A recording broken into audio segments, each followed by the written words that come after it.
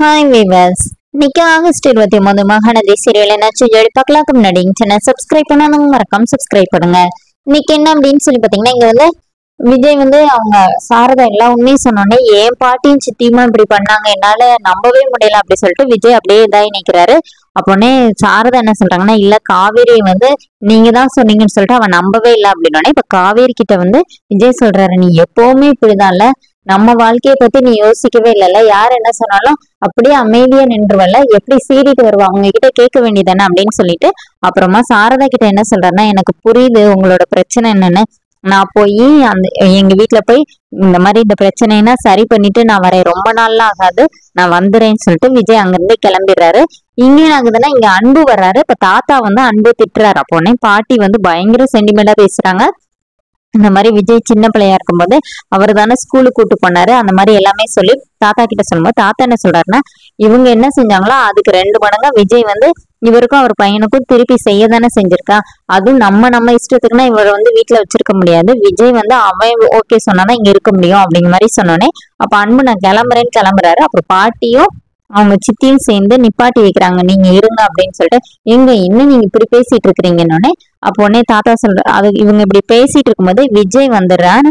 அப்ப விஜய் பார்த்தோன்னே விஜய் நேரா உள்ள வந்து அன்பு பிடிச்சி இந்தால யாரு இங்க விட்டதுன்னொடனே, என்னடா இந்தாளுங்கிற உன் சித்தப்பாடனோடனே யார் யாருக்கு சித்தப்பானோடனே வெளியில போக சொல்றாங்க. அப்போனே பாட்டி சொல்றாங்க, ஏன்டா நாங்க இவ்வளவு தூரம் சொல்றோம் உனக்கு நம்பிக்கை இல்லையா அப்படின்னு கேட்கும்போது விஜய் என்ன சொல்றாருன்னா, நம்புறவங்க எல்லாரும் தான் முதுகுல குத்துறீங்கல்ல அப்படின்னு. எவ்வளவு பெரிய வார்த்தைடா இதுக்காக சொல்லிட்ட அப்படின்னு சொல்லிட்டு பாட்டி ரொம்ப அப்படியே ஃபீல் பண்றாங்க.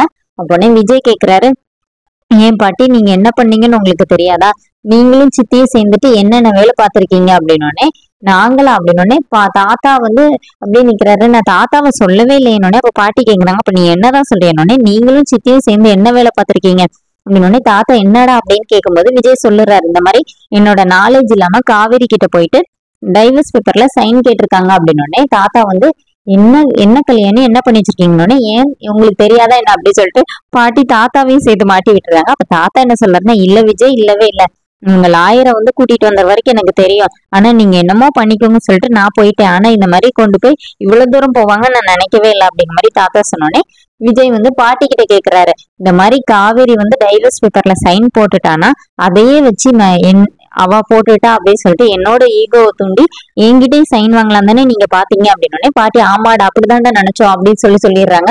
இப்போ விஜய் வந்து அப்படியே ஷாக் ஆகி நிக்கிறாரு பாட்டி சொன்னதை கேட்டுட்டு.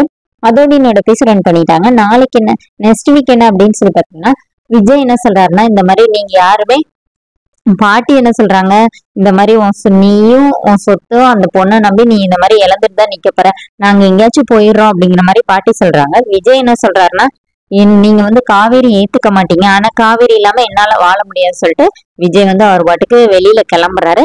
அதோட என்னோட எபிசோட் ரன் பண்ணியிருக்காங்க. தேங்க்யூ.